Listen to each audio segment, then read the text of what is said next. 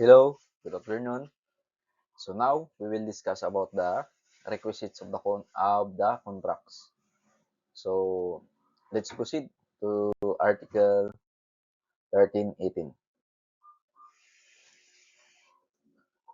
So in Article 1318, these are the requisites of the contract. So it will be better if you will memorize it. So under Philippine Civil Law, the exact moment the operator reads the acceptance is the critical trigger. A contract is not formed just because the operator hit send or drop a letter in the mail. So, like in the requisite says that consent of the contracting parties is uh, very important. And then the other one is the object certain, which is the subject matter of the contract. And then the cause of the obligation, which is established. For example, Anna mails a letter to Ben in Davao offering to sell her beachfront lot for 5 million pesos. So, on November 5, Ben receives the letter. He loves the deal, immediately signs a letter of absolute acceptance and drops it in the post office. So, in November 7, Anna finds a different buyer willing to pay 6 million. So, she quickly sends a telegram to Ben stating, I withdraw my offer. So, in November 8, Ben receives Anna's withdrawal telegram. And November 10, Anna finally receives Ben's letter of acceptance in the mail and opens it. So what are the legal result? So the legal result is there is no contract. Why? Because under the Anna would only be bound on November 10, the moment she gained knowledge of the acceptance. However, because her withdrawal reached Ben on November 7, the offer was successfully extinguished before she ever read his acceptance. So let's proceed to Article 1319. So in Article 1319, that the acceptance be absolute. If the offer tweaks even a minor details of the offer, the law treats it as a rejection of the original offer and the creation of a brand new one. So, for example, Carlos offers to sell his MacBook to Diana for 50,000 pesos, payable in cash upon delivery. Then Diana replies, I absolutely accept. I will buy it for 50,000 pesos. But I'll give you 25,000 now and 25,000 next Friday. So there is no perfected contract yet. Even though Diana agreed the exact price and this specific item, she altered the terms of payment. Her reply is a qualified acceptance. Carlos is no longer bound by his original offer. He now has the power to either accept or reject Diana's new installment proposal. So like in Article 1319, it says that it is manifested by the meeting of the offer and the acceptance upon the thing and the cause which are constitute the contract. So there must be an acceptance and it is the meeting of the offer. There must both accept and the acceptance must be absolute. So now let's proceed to Article 1320. So it states that acceptance may be expressed or implied. So what is the implied acceptance? Implied acceptance is where legal disputes usually arise because it requires interpreting a person's behavior. So tandaan na natin person's behavior. So implied acceptance happen when an operator does not use words to say I accept, but their conduct, actions, or circumstances clearly and objectively show that they have agreed to the offer. So the law looks at that the person did rather than what they said. So For example, homeowner tells a neighborhood gardener, I will pay you 500 pesos if you mow my lawn today. So the gardener doesn't say a single word in response. However, he immediately unloads his lawnmower, gases it up, and starts cutting the grass. So what is the result? The gardener's act of mowing the lawn constitute implied acceptance of the offer. A contract is perfectly formed. So let's proceed to uh, wait. Uh, what is the express?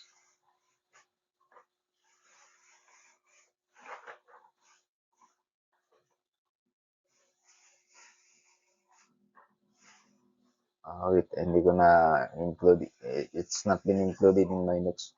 So pag sinabing express, uh,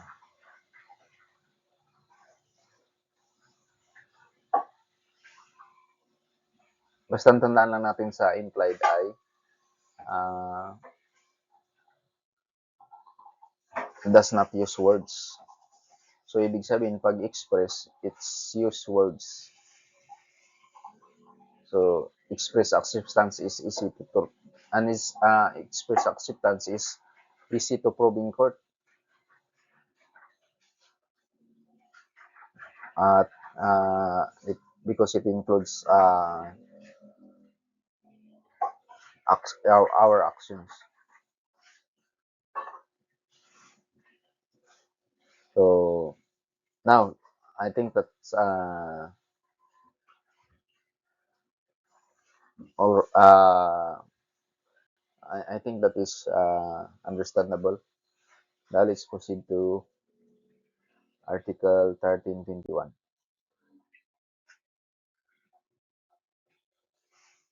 So in Article 1321 establishes a fundamental rule in a contract law. The offerer is the master of the offer. So because the offerer is the one initiating the potential contract, the law gives them the absolute right to dictate the exact rule of engagement. So if the offerer sets specific rules for the time, place, or manner of acceptance, the offeree must follow them to the letter. A division, even a slight one, means the acceptance is invalid. It legally becomes a counter-offer, which the original offerer can now choose to accept or reject.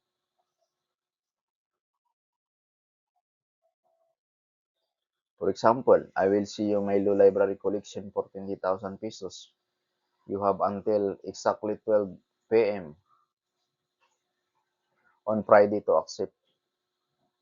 So at 12:15 p.m. on Friday, the offeree calls and says, I accept. There is no contract because the original offer says to exist at 12:01 p.m. The offerer's late acceptance is treated as a brand new offer, and that is considered as a counter offer. So by the books and the original seller can simply say no. So in Article 1322, introduces a vital exception to the standard of when a contract is formed. To fully understand it, so we read in Article 1322, an offer made through an agent is accepted from the time acceptance is communicated to him. A contract is perfected only when the principal offerer actually learns of the acceptance. However, uh, for example, so Ricardo, the principal offerer, authorizes his broker, Sophia, the agent, to offer his agricultural land for sale to Thomas for 2 million pesos. And that is during Monday. So on Tuesday, Thomas meets with Sophia in a coffee shop and says, I accept the offer. Here is my signed agreement. So on Thursday, Sophia finally travels back to Ricardo's office and hands him the signed agreement, saying Thomas accepted your offer. So the legal result, the contract was perfected on Tuesday. Under Article 1322, Sophia's knowledge is Ricardo's knowledge. So it does not matter that Ricardo was ignorant of the acceptance for 2 whole days. He became legally bound the second Thomas communicated the acceptance to his agent or Sophia.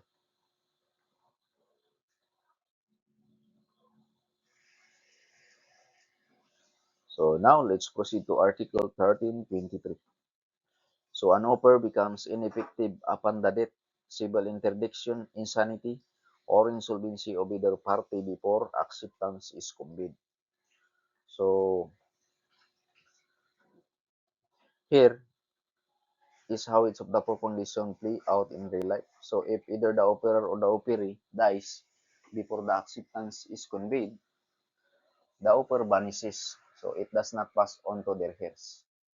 For example, on May 1, Arturo offers to sell his antique watch to Bianca for 50,000 pesos. On May 3, Bianca writes a letter of absolute acceptance and mails it. On May 4, Arturo dies of a heart attack. On May 6, Arturo's son receives and opens Bianca's letter. So what is the result?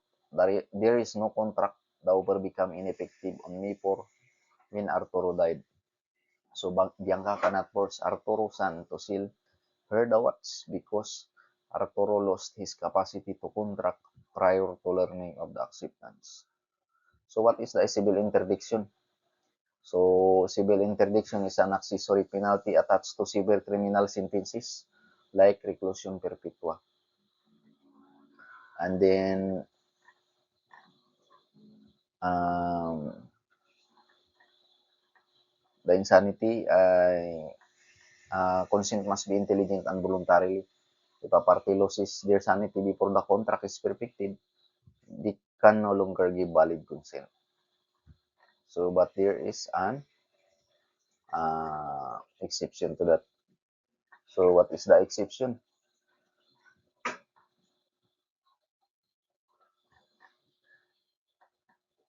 If they are, uh, if they uh, agreed in the time that they are in the sound mind, because the uh, insanity person during his time of insanity, he cannot give consent. But if he give consent when uh, he is normal or she is normal during the time he give the consent, then it will be valid.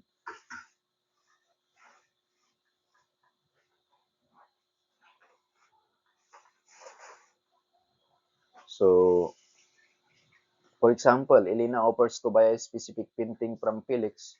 Felix loves the price and immediately calls Elena's office to accept, but Elena's secretary says Elena is out. Felix leaves a message later the afternoon before Elena returns to hear the message. She suffers a severe psychological breakdown and is legally declared insane. So the offer is ineffective. Elena lost the mental capacity to comprehend the contract before she actually gained knowledge of Felix's acceptance. So now we proceed to insolvency. Insolvency is happens when a person liabilities debts exceeds their assets and they are legally declared bankrupt. So they can afford to pay. So the law prevents insolvent people from entering into new contracts. So to protect both their existing creditors and the people they are trying to transact with. Article 1324.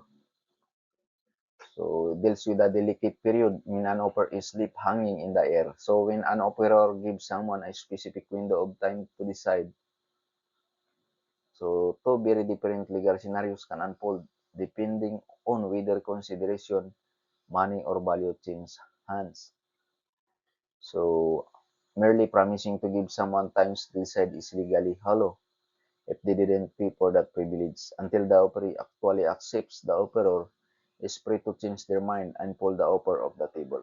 For example, Antonio offers to sell his condominium to Bila for 3 million pesos. He says, I will give you until November 30 to make up your mind. Bila says, thank you, I'll think about it. But on November 15, Antonio finds another buyer willing to pay 3.5 million. He immediately calls Bila and says, I withdraw my offer. So the legal result, the withdrawal is perfectly valid. Even though Antonio promised to keep the offer open until November 30, that promise was not supported by any consideration. It was a mere grace period. Because Bila had not yet accepted, Antonio remained the master of his offer and could revoke it at any time.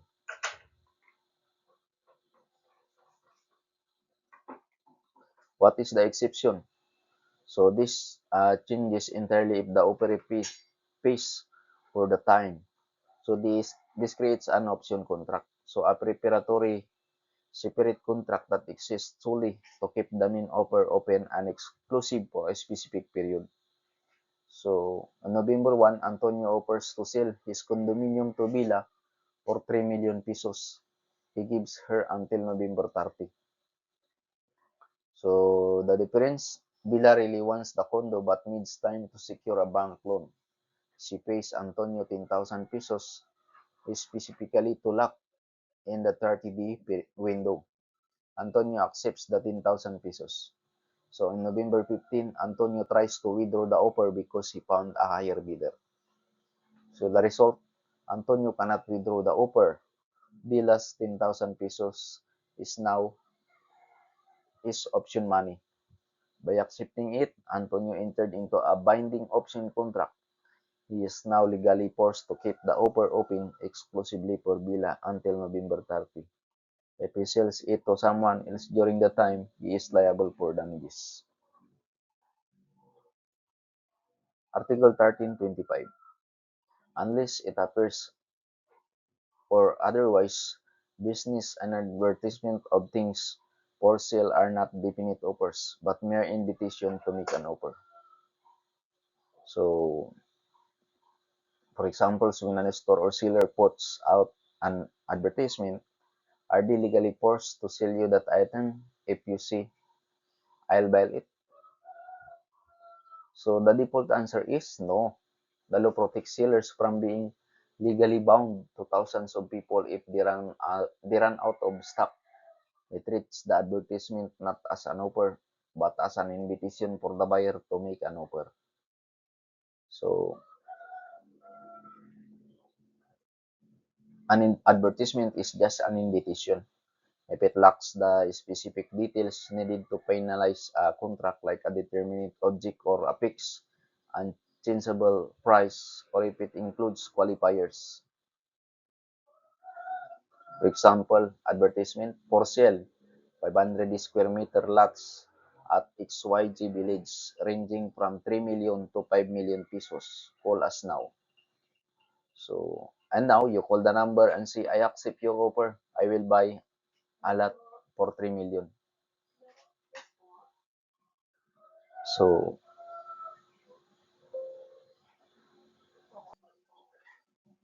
there is no contract.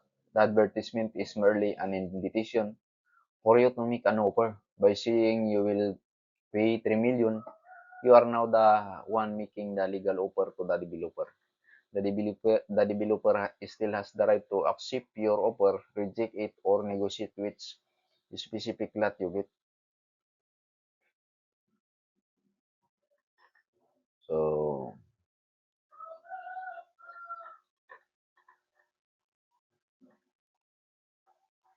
if an advertisement contains all the specific particulars necessary for a contract, meaning the object is highly specific, determinate, and the terms are complete and absolute, the law treats it as a definite offer. For example, for sale, my one and only 2018 Toyota Vios, plate number EBC1234, parked at 143 Burgos Street, Makati, for exactly 400,000 pesos cash. I will sell it to the person who takes I accept to 0917123457. So the buyer action, you are the first person to text I accept to that number.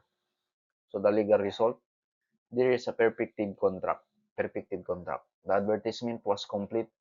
It identified a specific determinate object, that is a car with a plate number, a definite price, an exact instruction for acceptance. By texting first, you accepted the offer, and the seller is now legally bound to sell you that specific car.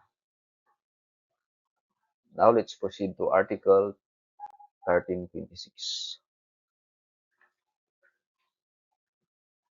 So the general rule is that when a person, company, or government agency publishes an advertisement for bidders, they are not making a definite offer. Instead, they are simply inviting other people to make an offer. Because the advertiser is not the one making the offer, they have the absolutely right to reject any or all bids, even if a bid is the highest or the lowest. So, for example, the offeree, the one who gets to say yes or no. So, the bidder or the offerer, the one proposing the definite contract. So, in a construction or procurement, the goal of the advertiser is usually to find the cheapest price for service or product. For example, a private university publishes a notice in the newspaper, invitation to bid. We are accepting proposals for the construction of a new 5-story library. Submit your bids by Friday. So, contractor A bids 50 million pesos. Contractor B bids 45 million pesos. Contractor C bids 40 million pesos, the lowest bid. So, what is the result? The university is not legally bound to award the contract to contractor C. Even though they offer the lowest price, the university might look at the contractor C and realize they are substandard materials or have a bad reputation. The university is completely free to accept contractor B's proposal or reject all of them entirely. Contractor C cannot sue the university for breach of contract because the advertisement was merely an invitation, not a definite offer. Now let's proceed to Article 1327. So for a contract to be perfectly valid, the parties must have the legal capacity to understand what they are getting into. Like in the na those the person that cannot give consent to a contract. First, the unemancipated person, minors, and the second is insane or demented person, such as deaf mutes who do not know how to write. So if a person lacks for mental capacity for the ability to communicate their intention clearly, the law steps in to prevent them from being exploited. So what is the unemancipated minors? So the age of majority is 18. An emancipated minor is anyone below 18 years old. Minors are legally presumed to lack the maturity and experience to make sound business decisions. And then the insane or demented person, na-discuss natin kanina. So, severely impaired by illness, intellectual disability, or conditions like advanced dementia, they can give consent to a contract. So, the exception is the lucid intervals. Kaya gaya na banggit ko kanina, yun yung exceptions, yung lucid interval. So, that is a temporary period of sanity where the person regains a clear understanding of their actions. If the same elderly man experiences a clear, coherent day when he fully understands his assets and signed a lease contract, during that specific window, the contract is valid. So, deep mutes and those who do not know how to write.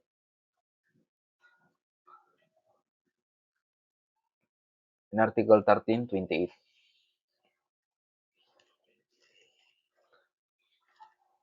contracts entered into during a lucid interval are valid. So, kanina rin na rin yan. Contracts agreed to the state of drunkenness or during hypnotic spell are voidable. So what are that drunkenness or during hypnotic spell or voidable are voidable. So state of drunkenness. So the Lois recognizes the severe intoxication temporarily wipes out a person's ability to reason and give intelligent consent. It is legally treated as temporary insanity. However, the degree of drunkenness matters immensely. So being mildly intoxicated or tipsy is not enough to annul a contract.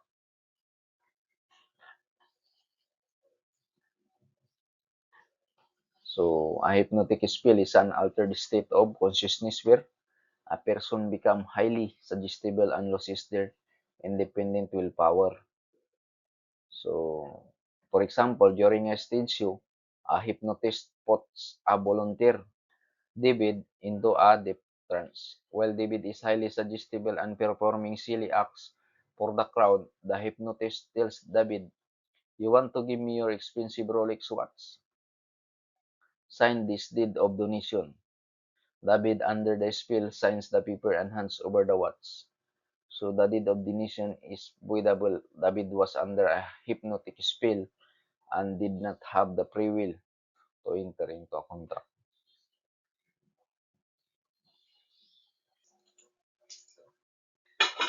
Now, let's proceed to Article 1329. It acknowledges that a rigid application of Article 1327, which it strictly invalidates contracts by minors, insane person, and illiterate deaf mutes. So, the law provides a specific workaround so the minors and incapacitated person can still function in society and acquire the things they need. If a transaction falls under this modification, the contract is perfectly valid, not voidable. So, if an incapacitated persons buy things essential for survival, like food, clothing, shelter, or medical care, the contract is valid and they must pay a reasonable price. For example, a 16 years old goes to a pharmacy and buys asthma medication. The minor cannot later return to the pharmacy, return the empty box, and demand their money back by claiming they lack the capacity to give consent. The sale is valid. An incapacitated person can validly contract if they act through a legally appointed guardian or their parents. For example, an 8-year-old inherits a massive estate but obviously cannot manage it. The child's legal guardian can sign lease agreements to rent out the land. The consent is legally valid because it is driven by the guardian on the child's behalf.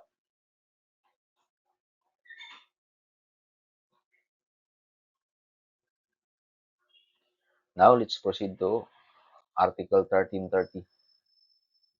A contract where consent is given through mistake, violence, intimidation, undue influence, or fraud is voidable. So, ayan, hindi ko na siguro kailangan i-explain. What is the, yung undue influence lang. Ano ba yung undue influence?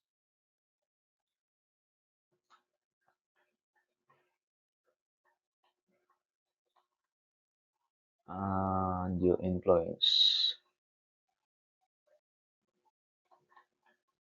I think that is the uh, using your influence uh,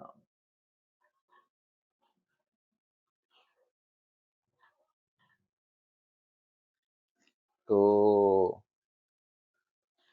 epic in the contract, and I think that they are connected with those violence and intimidation or fraud, and there are all negative words.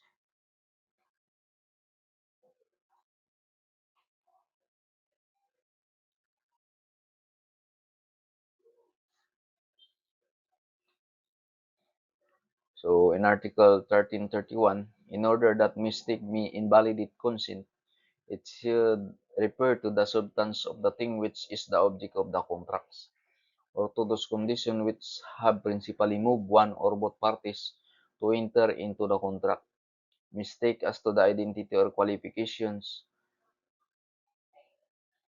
of one of the parties will be sheet consent only when such identity or qualifications have been the principal cause of the contract. A simple mistake of account shall give rise to its correction.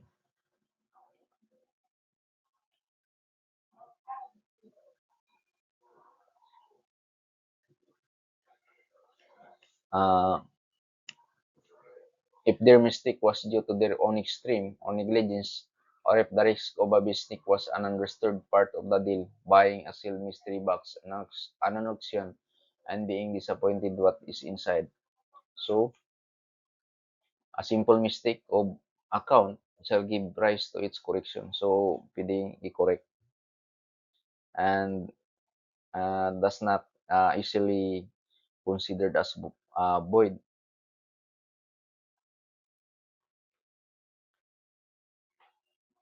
So, in Article 1332,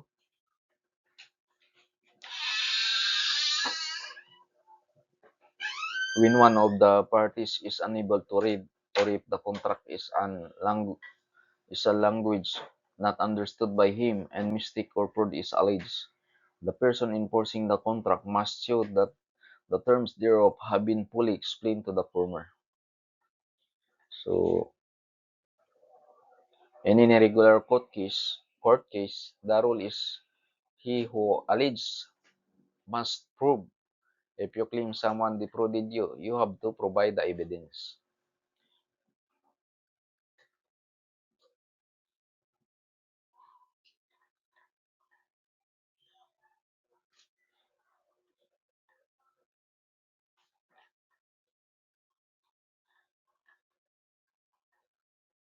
And in this example, so Mang Juan is a farmer in a remote province who only speaks and reads Ilocano.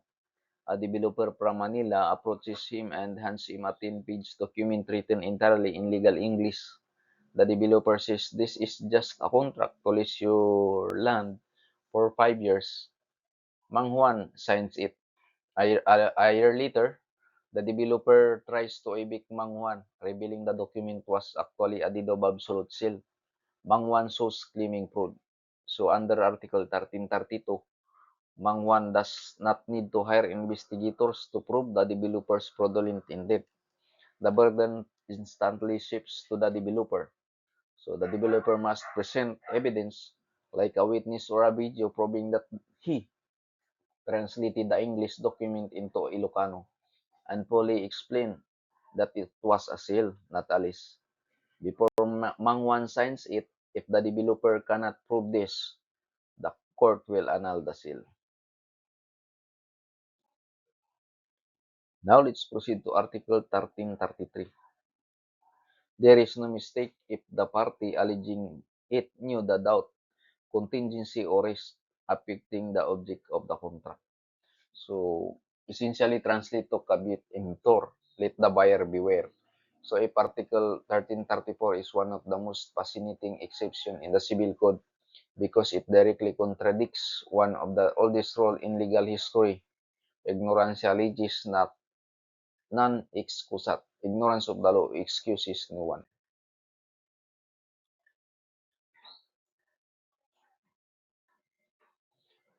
An Article 1334 mutual error as to the legal effect of an agreement when the real purpose of the parties is frustrated may be sheet consent. Article 1335, so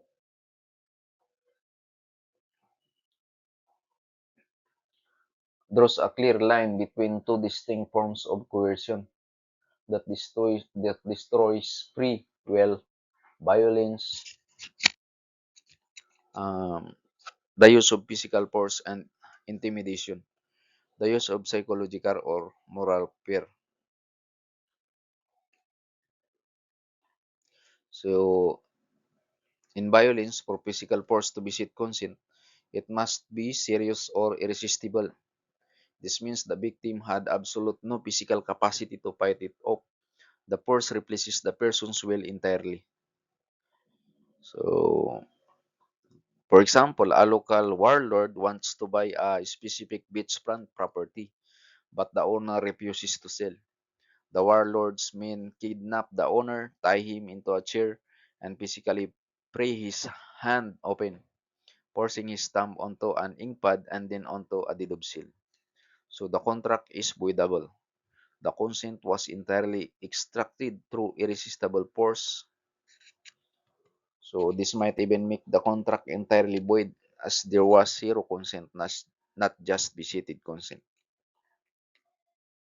So intimidation is more complex because it involves a threat of future harm. So, and then the next one is the uh,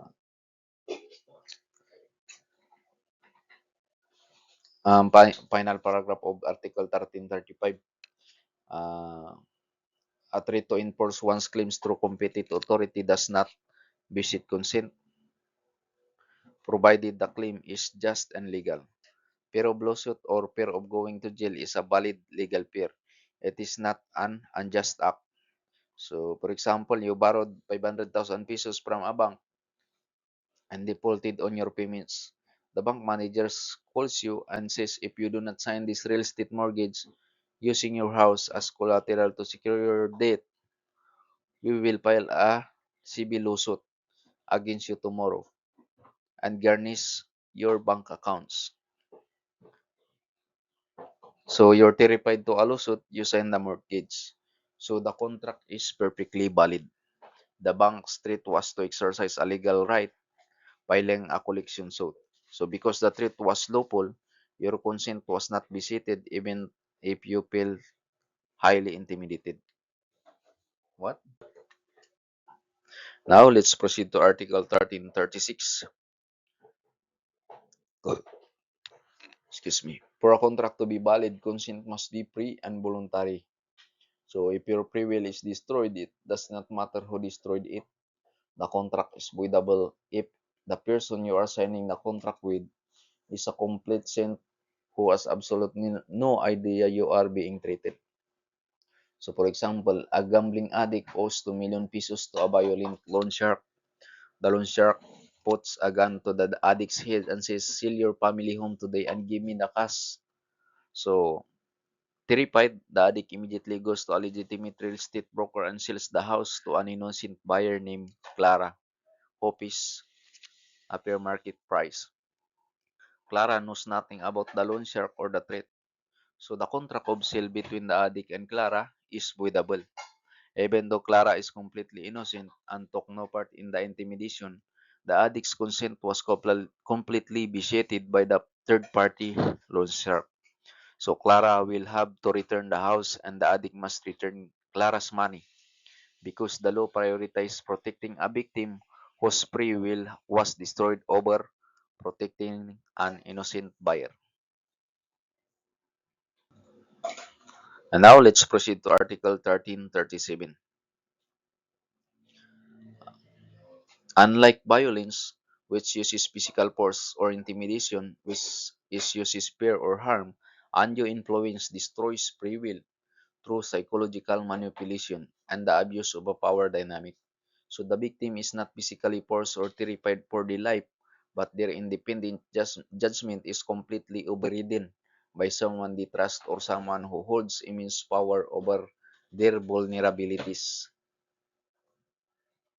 So courts generally find undue influence in one of two ways. Either the abuser exploited a specific relationship of trust or they exploited a severe personal vulnerability.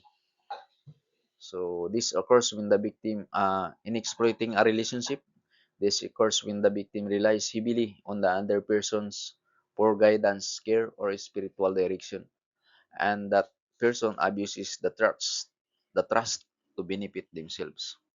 For example, an elderly man is deeply devoted to his religious group. His spiritual leaders tells him God has revealed to me that your soul will be condemned unless you transfer the title of your ancestral land to our church. Believing his salvation is entirely in the leader's hands, the man signs the deed of donation. So the result, the contract is voidable because the spiritual leader used his confidential and authoritative relationship to take improper advantage of the man's will.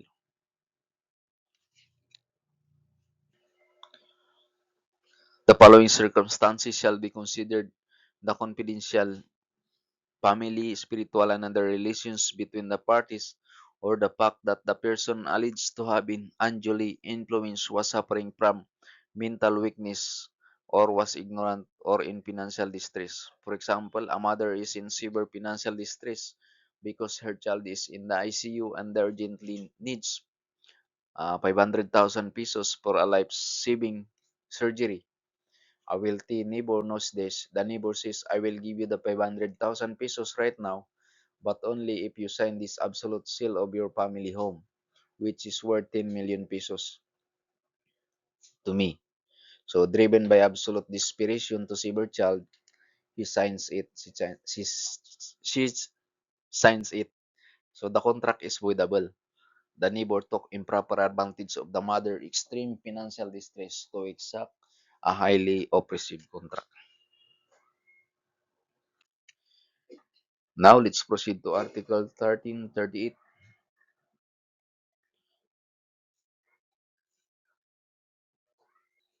There is fraud when through insidious words for machinations of one of the contracting parties, the other induced to enter into a contract which without them he would not have agreed to. The law recognizes that people are sometimes dishonest in business, but it only destroys the entire contract if the lie was the very foundation of the agreement. So, dolo consante and dolo incidente. So, example of dolo consante is you buy a specific plot of land from a developer because they show you a map guaranteeing it has a direct access to the national highway. You pay 5 million pesos. Later, you find out the map was forged. The land is completely landlocked and the developer knew it. So the result, you would never have bought landlocked property. The fraud induces your consent. You can have the contract annulled and get your money back. In solo incidente, so for example, it is valid but damages. So you agree to hire a contractor to build your house for 2 million pesos. The contractor falsely boasts that they will use premium grade A cement for the driveway. In reality, they use standard grade B cement. So you still wanted the house built and the driveway is still functional. The lie about the cement brand wasn't the main reason. You hired him to build the entire house. So the contract remains valid, but you can sue the contractor for damages. Now let's proceed to Article 1339. Failure to disclose facts when there is duty to rebuilding, as when the parties are bound by confidential relations, constitutes fraud. So in everyday business transaction, a seller is generally allowed to keep quiet about certain things, like good bargain be found. But the moment a special relationship of trust exists, silence transforms into active fraud. So concealing a material fact when you are bound by law, contract, or fiduciary duty to reveal it is legally known as fraud by concealment. So business partnership are built on mutual trust. Under the law, partners are fiduciaries, so meaning they must put the partnership interest ahead of their own personal gain. So for example, Anna and Ben are partners in a real estate investment firm. Ben secretly discovers that a distressed landowner is selling a prime commercial lot for a dirt cheap price of 2 million pesos. Instead of bringing this golden opportunity to the partnership, Ben quietly uses his personal savings to buy the lot himself behind Anna's back, intending to flip it later for 5 million. So what is the result? Ben is guilty of fraudulent concealment because of the relationship. Ben had a strict legal duty to disclose this business opportunity to Anna. His silence and self-dealing bespeak the fairness of their partnership trust, making any self-serving transactions voidable, and he can be forced to surrender the profits back to the partnership. Now let's proceed to Article 1340. The usual exaggerations in trade when the other party had an opportunity to know the facts are not in themselves fraudulent. So the law recognizes human nature. So merchants naturally want to market their goods in the best possible light, and buyers know the advertisement involved a certain amount of hype. Therefore, ordinary commercial boasting, commonly known as foppery, does not beseech consent and cannot be used to annul a contract. So the boundary lines comes down to whether the statement is a big opinion meant to excite a buyer or a specific verifiable fact meant to deceive them. So when a seller uses general subjective terms to praise their product, it is treated as a normal exaggeration. A reasonable buyer is expected to take such claims with a grain of salt, especially when they have eyes to inspect the item themselves. So for example, you walk into a car dealership, the salesman points to a standard sedan and enthusiastically tells you, this is the greatest, most bulletproof vehicle on the market. So 3 months later, it needs a standard alternator replacement. So the result, you cannot sue the dealership for fraud or annul the sale. The salesman claims were mere trade exaggerations. So furthermore, you had a very opportunity to test drive and inspect the car. The law expects buyer to exercise basic common sense.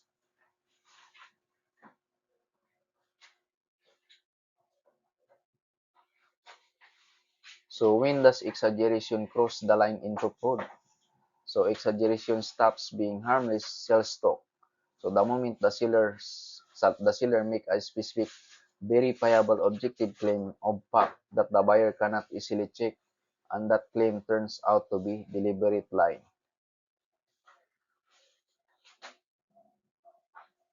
So in the second part of the article says that when the other party had the opportunity to know the facts, if the buyer is given every chance to inspect, test, or verify the product but chooses to blindly believe the salesman's hype, the law will not step in to rescue them. Caveat emptor applies. Let the buyer beware. So if a claim can be objectively measured, tested, and verified, it is a statement of fact, and lying about it is fraud. So if it is purely an expression of the seller's opinion or enthusiasm designed to hype up the product, it is just trade exaggeration.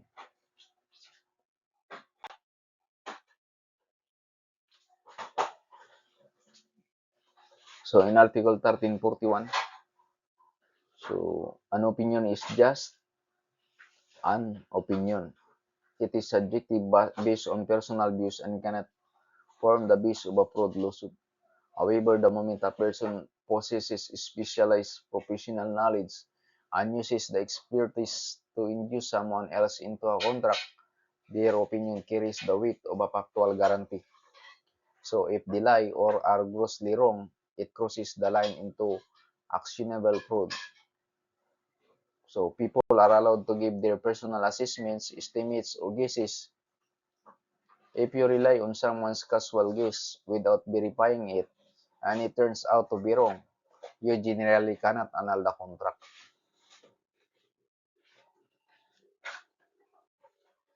Now let's proceed to Article 1342.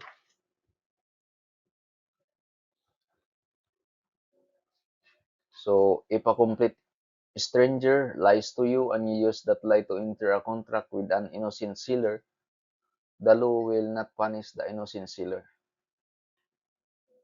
So, if a third person commits fraud by lying, exaggerating, or misrepresenting facts to trick you into a deal, the contract remains fully valid and binding. So, for example, you are looking to buy a second-hand commercial oven.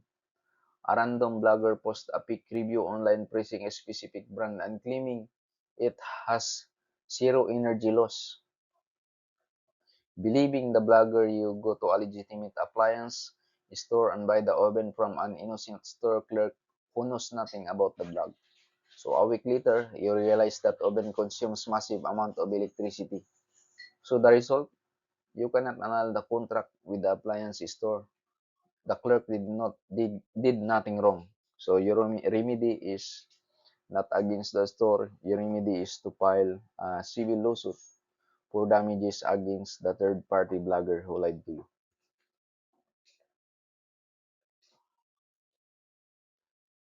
Now let's proceed to Article 1343. Misrepresentation made in good faith is not fraudulent but may constitute error.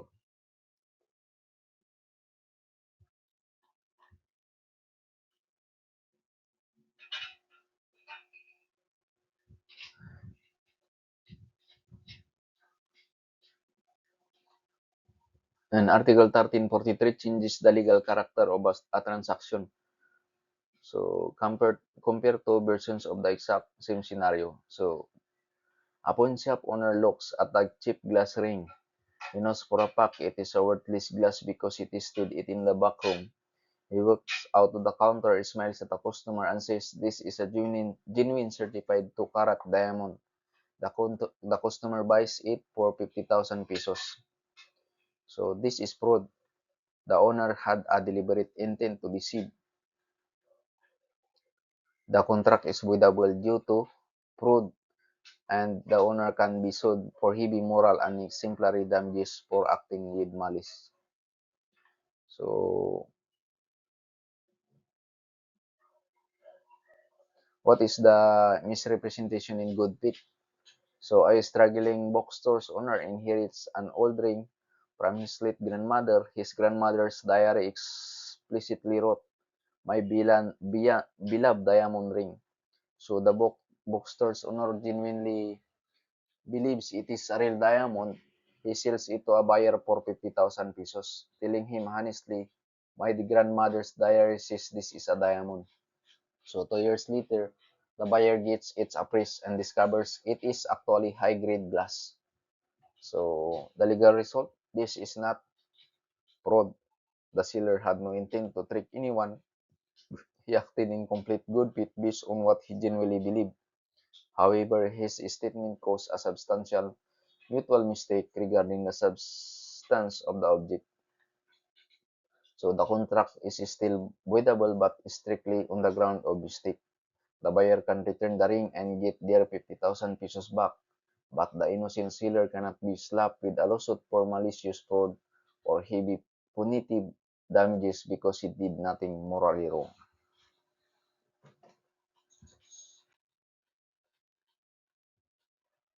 Article 1344. In order that the fraud may effect a contract voidable, it should be serious and should not have been employed by both contracting parties. Incidental fraud only obliges the person employing it to pay damages. So, in pari delicto, unequal fault, or the principle that he who comes to court must come with clean hands. The law refuses to act as an emotional reprieve for scammers. If both parties tried to outsmart, trick, or defraud each other during the negotiation of a contract, the law treats their mutual deceit as a cancellation of discourse. Neither party can claim to be an innocent victim, so the court will leave them exactly where they place themselves and refuse to annul the contract. So, for fraud to make a contract voidable, it must be serious, dolo cosante. So, it must not have been employed by both parties. So if both parties committed fraud, it cancels out. So for example, seller E wants to get rid of a stolen, heavily damaged luxury watch that has a fake gold plating.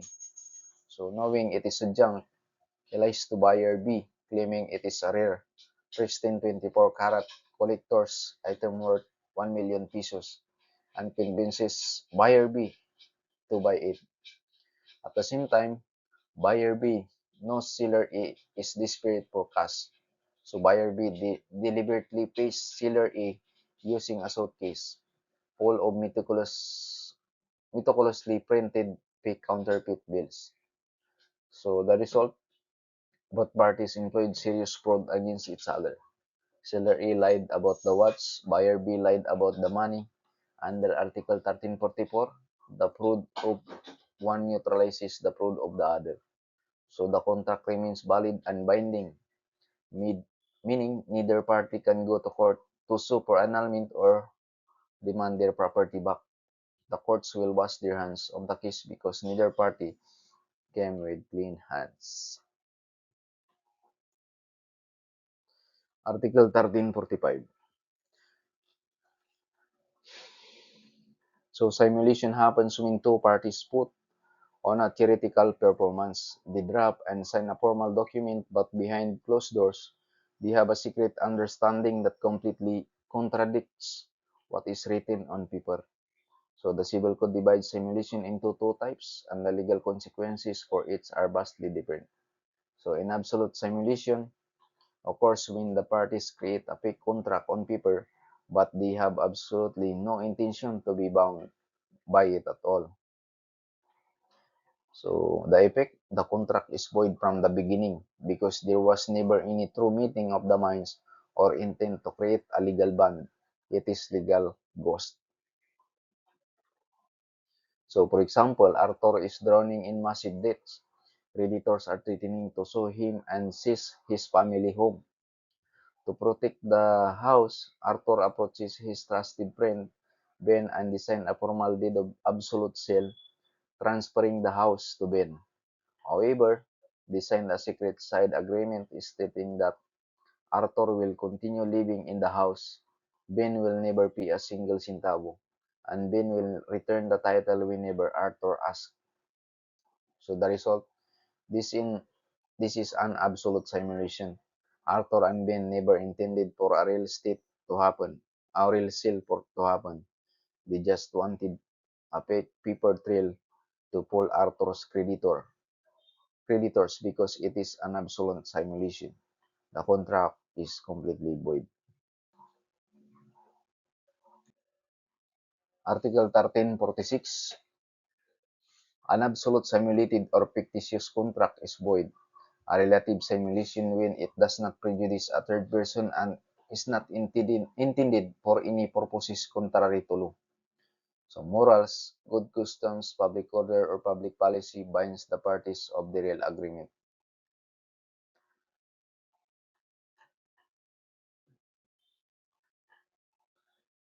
So now we will discuss about the relative simulation. Relative simulation occurs when the parties do want to be bound by a legal agreement, but they disguise their true agreement behind a fake appearance.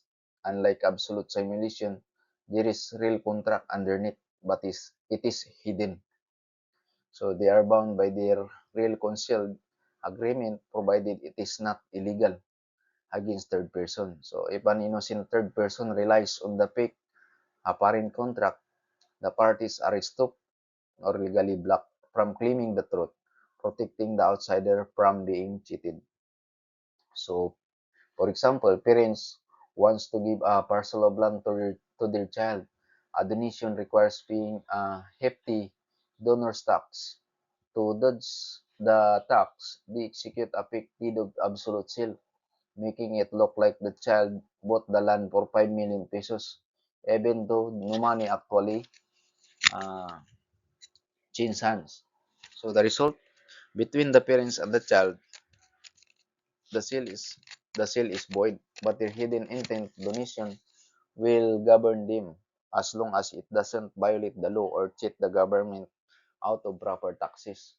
So if the Bureau of Internal Revenue uncovers the trick, they can tear through the pixel and collect the proper taxes due on a donation.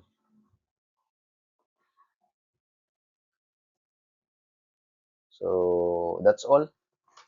And here is my references. So disclaimer: this is for educational purpose only, and this is includes all my notes.